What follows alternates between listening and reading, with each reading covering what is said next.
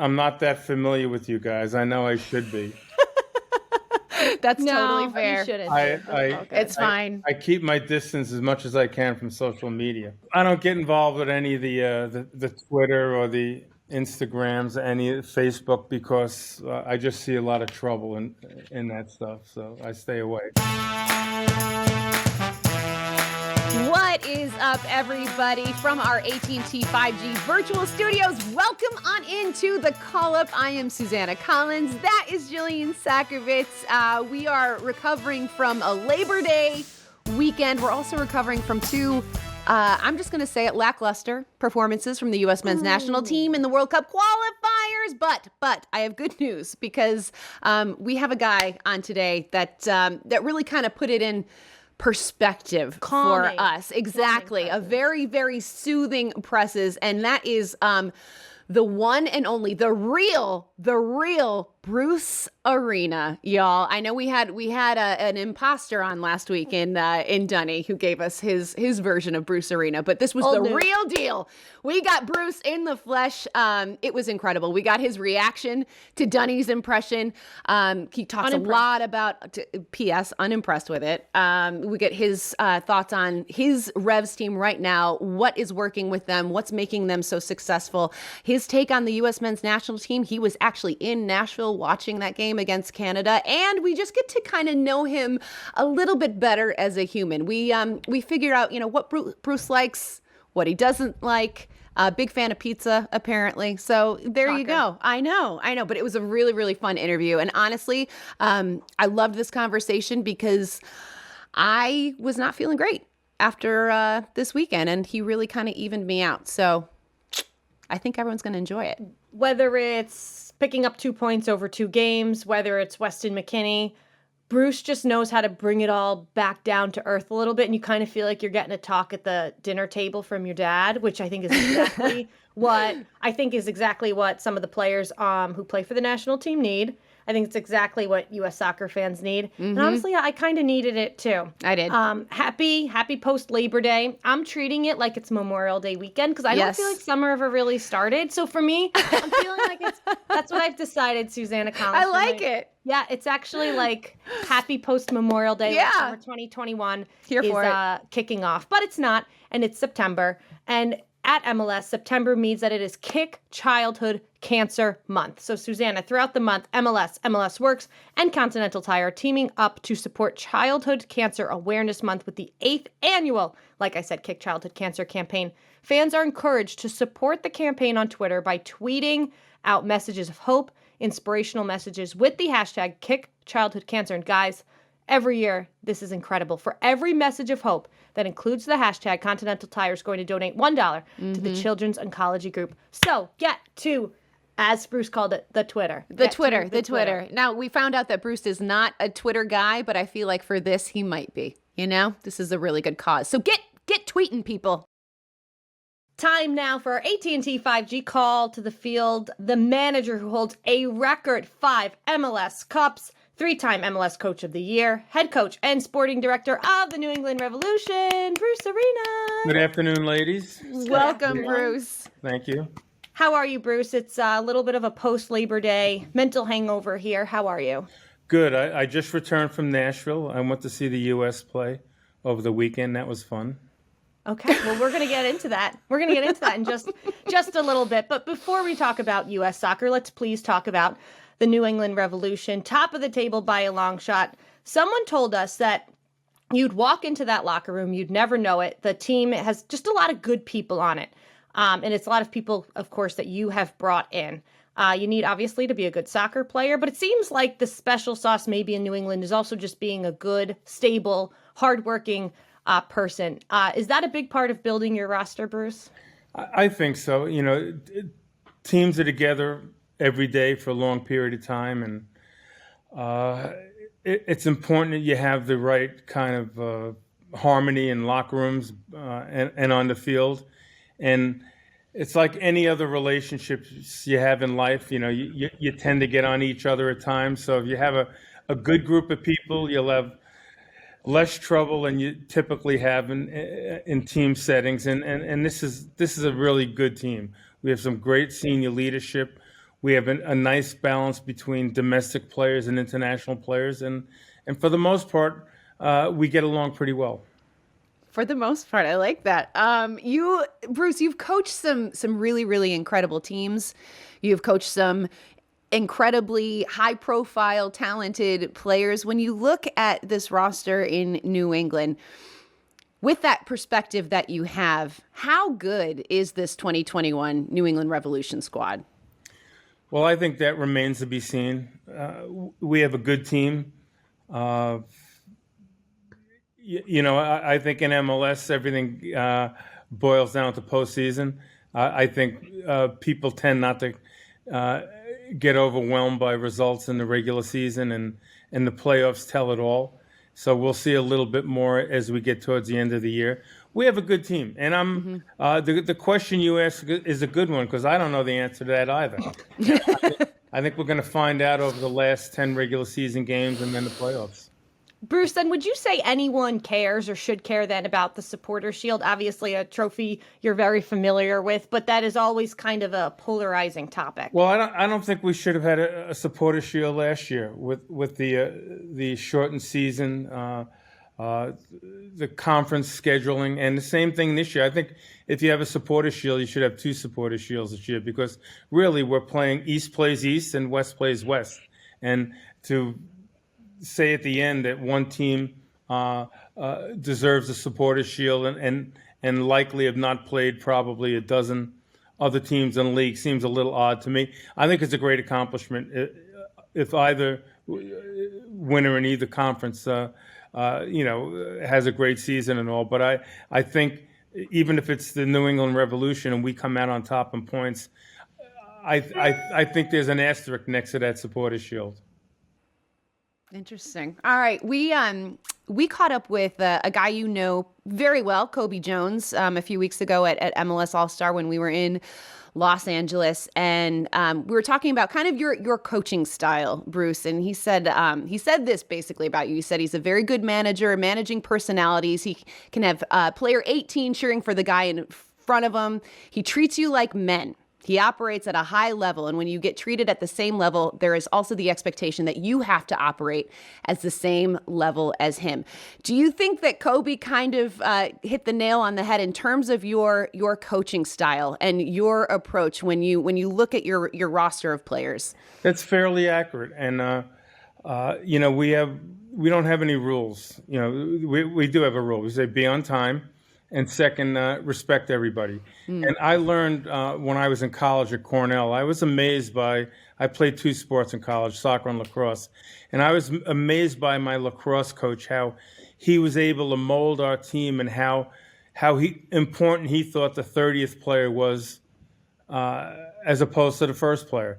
And sometimes he treated them better than the top dogs on the team. And I thought that was an amazing quality to have as a coach, and it really helped merge us into a really good team and guys that pull for each other. So I've always kept that in mind, and I always look around our team and look at the guys that aren't playing a whole lot and make sure they get attention as well. And I think that's important as you go through a complete season.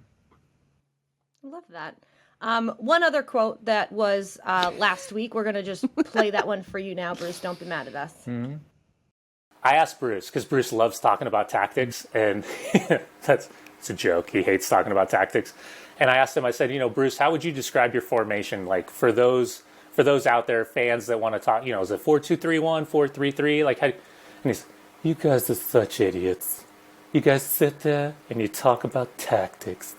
Nobody cares about tactics. It's 11 players against 11 players. You score more goals than your opponents. You let in less goals than your opponents. You stop being knuckleheads. He has a couple of things right. He has the idiot part right. He has the 11 against 11 right, and he doesn't have my accent right. He's missed that by a whole lot. But I do kind of giggle at people that devote a whole lot of time to worrying about formations. Formations, and I always say it's a starting point in the game, and it's not the ending point. And the most important thing is that we have 11 players that understand how to play with each other, how to move and communicate and those type of things. And And I think maybe young coaches today get really engrossed in formations and that tactical discussion. But as you've been in the game as long as I have, you kind of understand that the how you build a team isn't about formations. It's about the kind of principles you have and everyone understanding that and playing together. And that's what our formation is. It's 11 players playing together. I Bruce, like if that. you had to rank, like, I'm a New Yorker, so I'm very offended by Brian Dunsett's New Yorker accent there. If you had to give a score. Where you from in New York? Dutchess County, Okay, the Hudson I'm a Valley Long area. Island person. Yes. Yeah. So my parents are from the Bronx, though, so Susan's met them. You've got some really heavy accents. Oh, yeah. Answer me this. If you had to rank Brian Dunsett's attempt there on a scale of 1 to 10, what score would you give him? Is 1 the lowest? Yes, 1 is the lowest. He's pretty close to 1. Dunny. That's not a Brooklyn accent I hear at all out of Brian. Dunny. Fail, Dunny. Okay, Bruce, you said it yourself. You were in Nashville watching the U.S. men's national team. It was an interesting weekend. I know you said you stay away from Twitter, and it was a good time to stay away from Twitter if you're following any of the U.S. men's national team reactions. So they get 2 points after 2 games. As somebody who watched it in person, as somebody who knows just the grind and how tough and all the pressure that comes with World Cup qualifying, can you kind of give us your assessment? Because a lot of people are feeling really disappointed right now. What did you see out there? Well, you know, they didn't play well in the day, and I thought Canada played very well. Canada played a smart game. I think the one advantage the U.S. has coming out of these 2 games is they're not playing in a hex anymore. They're playing with eight countries, so there's a lot more games. They have 12 games remaining, so there's plenty of time for them to recover from not getting. Maybe, you know, they would have preferred at least 4 points, I think, after 2 games. But they'll be okay. They have to go to Honduras and get a point, in my opinion. And even if they don't, they're still okay. There's a lot of games remaining, and after the Honduras game, there'll be plenty of home games and games that they can win at home, and they'll be okay. But they have to play better. In my opinion, they haven't played well over the last year and a half, and they haven't played good competition. I think the pandemic has really hurt teams in CONCACAF. They didn't have the kind of scheduling they needed to have in preparation for World Cup qualifiers, and they'll start catching up to the U.S. now, and they'll get better. I think the Gold Cup leaves you with a false impression about where the U.S. team stood because the competition wasn't that good, and they haven't played any games on the road. I mean, I don't have the schedule in front of me, but I imagine over the last 10 to 15 games, they've probably played 90% of those games at home. So they need to get used to the grind and playing in CONCACAF World Cup qualifying on the road in difficult conditions. They have to learn to play against teams that are a little bit better and a little bit more experienced. So it's going to be a challenge. The U.S. team is young, but young doesn't mean anything. This is senior competition. You can be 16 years old. You can be 36 years old. Nobody really cares. So they got to do a little bit of growing up. You know, Greg is still a little bit inexperienced as an international coach, so it's going to take a little time. I do believe each and every game as we move forward towards the end of 2021, the team's going to get better. And hopefully we'll see a better performance against Honduras on Wednesday. You know, you mentioned growing up, Bruce, and you've obviously had to manage big personalities, whether with Los Angeles, MLS, the national team. Weston McKennie got sent home for a team violation. He's had a couple infractions now that are reportedly around partying. How do you manage a young player like that has a lot of potential? Well, you have to sit him down and talk to him and probably talk his language a little bit and make sure you have an understanding. And, you know, no player is bigger than the team at the end of the day. And he should realize the opportunities he has that lies ahead. You know, he's not in a perfect situation now at Juventus. I know with the change with the manager, he's moving down the ladder as opposed to up. So he's got to do a little growing up, and it's all part of the process. You know, I've seen that with many players at his age, and it takes a little bit of time. Sometimes they get a taste of success early, and it goes to their heads a little bit. So he needs to be sat down a little bit and given the riot act, and hopefully he'll respond in the right way and be a good player for the U.S. for years to come. The riot act. I'm very curious to know what a riot act from Bruce Arena it looks like. And on that note, you said like being on time and respect are the two kind of things that you demand from your roster. Is there any sort of like deal breaker? Like what are the things that just you cannot tolerate from a player? And that'll then you're going to give them the riot act. What is that? Well, I think being dishonest. Yeah, is the biggest thing. We all make mistakes, and we got to own up to them. We have to be forthright when situations occur that aren't good, and discuss it the right way. And when you're like that, you can work out almost anything. And that's the biggest thing I have with our team. And I tell our guys, I don't want to spend any time sitting in a hotel lobby, seeing who's coming in if we have a curfew, if we have one. I don't want to be running around and making sure everyone's following rules, because that's why I don't have rules, because then I become a bookkeeper and I have to be checking the boxes all day to make sure everyone's adhering to the rules and regulations. We simply say, let's act like mature adults and be honest with each other, respect each other, and we can deal with anything that comes across our way if we conduct ourselves that way. Bruce Arena, if you were commissioner for a day, what's the first thing you would change/do? I would adjust our schedule, and probably if we want to have an all-star game, we would do it where it fits into the schedule in an appropriate way. I think that's been difficult. But having said that, I think the last 2 years in the league's been remarkable that we've been able to get through the pandemic and all the issues that have arisen in 2020 and 2021. So my hat goes off to the commissioner and everyone in MLS for that. And I think the players and the coaches at the club levels have done an exceptional job. Being the commissioner of the sport of soccer in the United States is not easy. And to see the kind of progress we've made over the last 10, 15 years has simply been remarkable. I remember the days where I would talk to professional athletes in other sports and they'd laugh about soccer. They don't laugh about it anymore. And we know this is the up and coming sport in the United States, and one day it could be the number one sport in our country. So we've made a lot of progress, and we certainly need to give MLS the credit they deserve for that.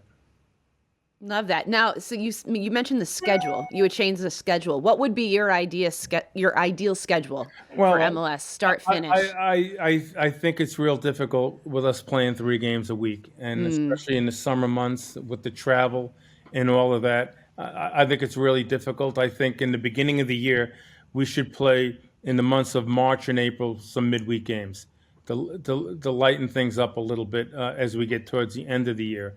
I think we need to honor the international windows.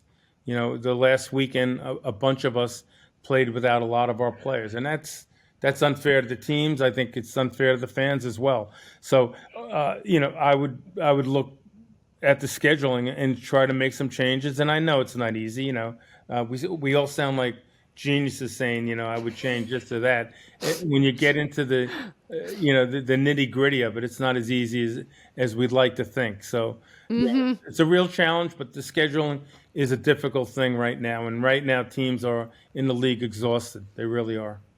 And I know something, Bruce, that exhausts you and some other managers in Major League Soccer is us, the media, asking you annoying questions about formations and injuries and all those types of things. So we know that there's a lot of questions you hate. Is there one question you wish was asked more, or one topic you wish was talked more about? Probably a lot of questions I wish, but probably asking a coach at the end of a game to summarize what he thought of the game, instead of let him open up and summarize it.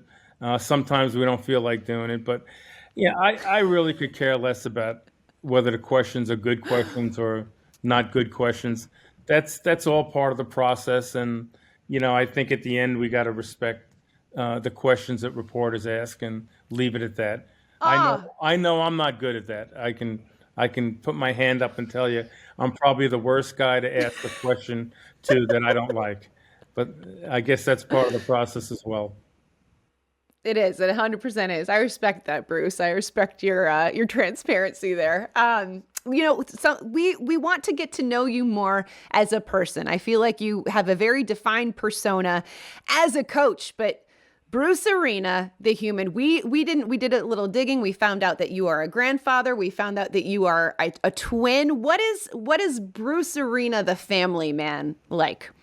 Well, I take a lot of pride in the fact that I have grandchildren. I think it's pretty cool. I love my son and his wife. I think that's been great.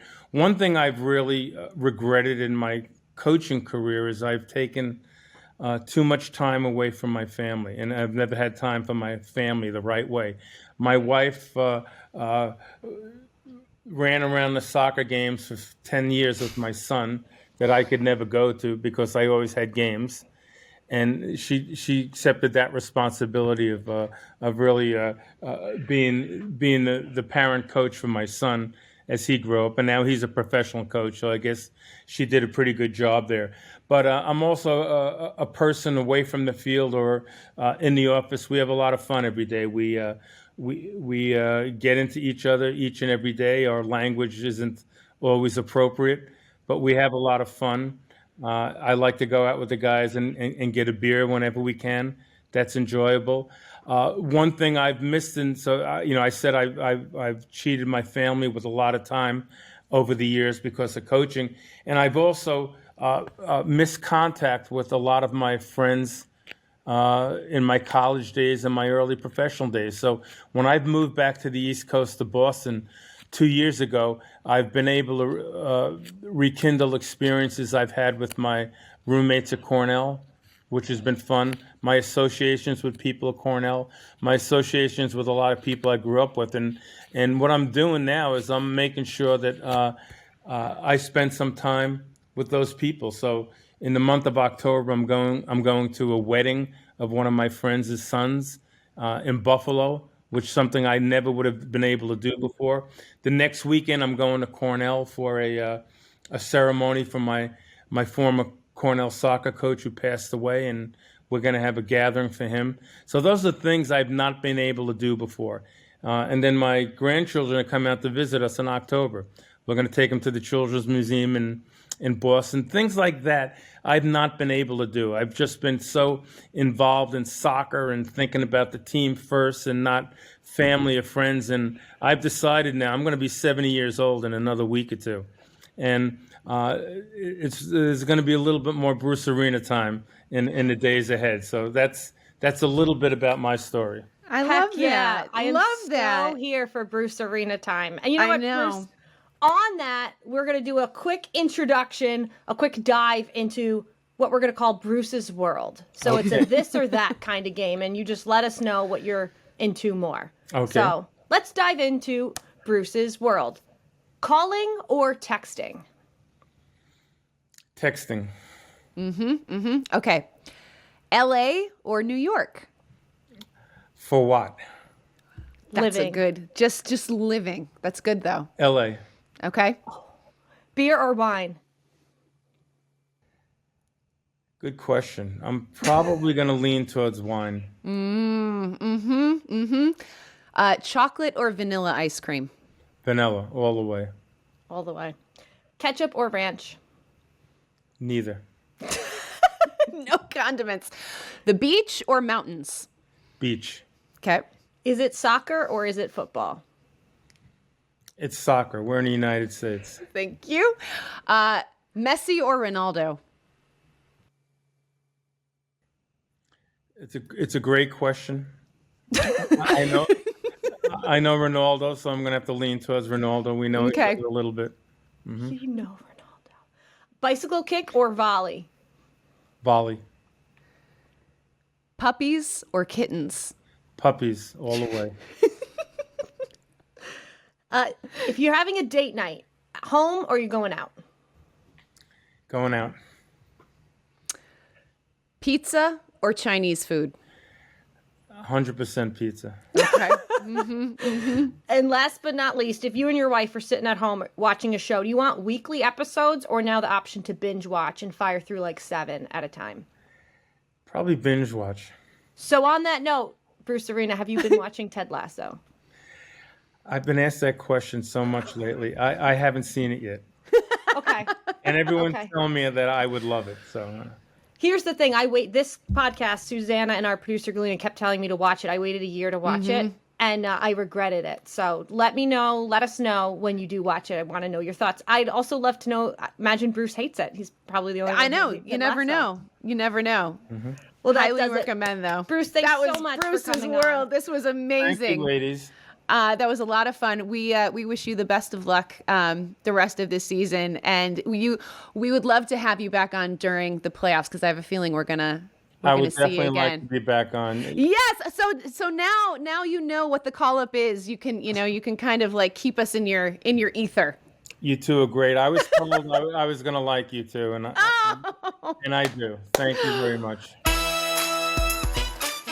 Here for this, well, something everyone I know can be here for is the jersey that Christian and Alex Roldan's mother was sporting during the El Salvador U.S. game. Obviously, having a child playing for both sides, she had a half and half jersey of El Salvador, their native country, and the United States. And Suzanne, I know we were texting back and forth, but there was a really well done piece by CBS that highlighted Alex and Christian Roldan and their mom and dad, and kind of they said like, listen. They had the El Salvador and the U.S. flag outside their house. Like, we love the country that we're from and our heritage is from, and we also love the country, the U.S., that has afforded us so many opportunities. That was so really beautiful. Just a feel good moment. Perhaps less of a feel good moment, or maybe it was. I don't know. Henry Kessler, the masters, I would say, maybe the art of time wasting. When the Revs were down a man, they were up 1-0 in the 93rd minute. A Union were supposed to get a throw in, and Henry Kessler just picks up the ball and throws it. Straight literally up throws it. Threw it into the stands. I saw that and I thought, Bruce, don't be mad. Actually, you know what? I don't think Bruce is listening anymore. Bruce, amateur hour, just tossing the ball in there. Come on. Come on. It reminded me, so I used to go, I played in a few, but I mostly would go and watch like guys like Kaylin Carr, some of our colleagues go play in the Sunday League, right? The Bowery Prem. Yeah. And I was watching it and I'm like, that is such a Bowery Prem move, like the time wasting. And so I was just like, that is rec league stuff right there, and it made me laugh. I mean, like part of me respected it because I was like, listen, you do what you got to do, but also like, yeah, at that level, it's kind of a what do we think now kind that of a we jerk know move. Now that we know Bruce as well as we do, what do we think he said to him? You know what after he the said? Don't be a knucklehead. Okay, so one thing I want to talk about regarding the U.S. men's national team, and actually something that I loved, and I'm just going to say it right now. I'm here for it. So it was before the first game, before the matchup against El Salvador, and the national anthem's playing, and the cameras panning through the lineup of players, and there is Matt Turner, and there's Tyler Adams singing the Star-Spangled Banner at the top of their lungs, and it just hit me right in the feels, and I was like, that is awesome, because I am somebody that always sings the national anthem. I love it. I'll sing Canada's too, because I love Oh Canada. I think it's absolutely beautiful. 100%, the whole song. And I loved it because I feel like you don't always see that. Usually it's just kind of a stoic face, hand over the heart, and just kind of, getting in that game face mode. But man, they were just letting it fly. Also, like, good pipes. They were completely on pitch, like I was super impressed. So I am here for singing. I am here for singing full out the national anthem. I'll Jill. defer to you then, because I was jarred at first. I was like, whoa, someone has the mic. What's happening? Because everyone on Twitter likes to be all shady and annoying about like, oh, these CONCACAF broadcasts, it's only this many cameras or whatever. I'm like, hey, this is better. This is, whether they knew it or not, this is basically like a mic'd up segment. Yeah. A totally unintentional mic'd up segment. So we're getting some very sick access here that I don't think Matt Turner nor Tyler Adams really signed up for. Mm-hmm. This is how it felt to me. So I was at a wedding this past weekend, And I am notorious for putting on a polka song that goes all the way back to like Wow. the 40s. Yeah. That's But- your move. That's your move. But I've had many weddings and many people tell me that like it was the best. Like it kind of gets the dancing going. 'Cause Okay. You link arms and you just keep trading partners and spinning. Okay. It goes all the way back to my grandparents used to play it in the house. Okay. And Okay. it really gets the people going. And I went up to the DJ. The dance needed a little help. And I went up to the DJ and I said, can you play, I think it's Frankie Yankovic, the Beer Barrel Polka. For Oh those my of God, you, YouTube it, Beer learning Barrel so Polka. much. And he said, okay, sure, just what's your name? Jill. And then next thing I know, the DJ's being like, yo, yo, yo, yo, yo, shout out, beautiful day, it's all about love. Whatever song I'm about to play next, if you don't like it, blame Jill. Jill, can you raise your hand? Jill, Jill, Jill, Jill, Jill. And I'm like, so I raised my hand. And in my mind, the dance floor lit up and we were all like flying and What does this linking have to do with arms. the... I'm getting there. Shh. And we're linking arms and this and that. And then a video surfaced of the dancing, and I went back and watched it, and it's never as beautiful as you thought it was. So my point with the singing and all this business is like in the moment when you're standing there in a stadium, and you've got your hand over your heart and you're singing, it feels like the most amazing, like euphoric moment ever. But we got insight as to what it really was, and for me, it was a little scary. Like I don't need that level of a mic'd upness. For me, I thought that like there was a mistake. Oh no, poor Matt Turner. I like that they sang. I love that they it. sang. I just didn't know we were going to I love hear it. it. I at think, that. I mean, You here's don't the even thing. hear yourself to that point. Yeah, I mean, honestly, and like to your point, probably didn't realize he was even singing that loud. But you know, if you're feeling it and you are that moved in that moment, I love it. I am here for it. I am gonna have to check out this polka song because apparently Don't you see it my is connection the now part. that like in now the I moment do. it feels one Now- way, but then like now to I the do. outside it's a little different. Now I do.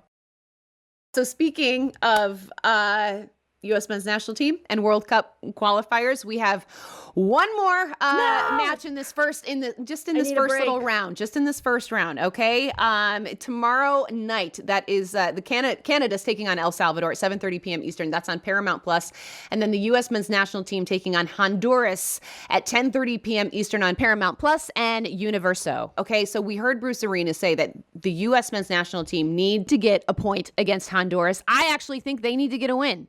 I have been thinking a lot the last few days about something that Dunny said, and then also Bruce kind of reiterated this in this interview today. And I'm just going to say it, I was pissed off. I was really pissed off after that match against Canada, because I was like, well, you should have, you need it. That wouldn't have stung as much if they had been able to get a result against El Salvador, a team which they should, in theory, be able to beat. I don't care if you're not at home. That's not an excuse to me.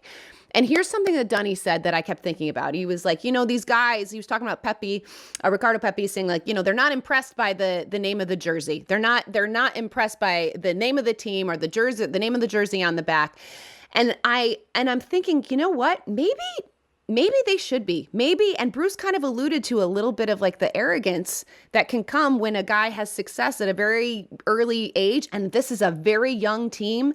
And I'm kind of thinking there needs to be a little bit of fear instilled somewhere, because I think that they feel like they're sort of unstoppable at this point, and it's like, no, you cannot. You know what?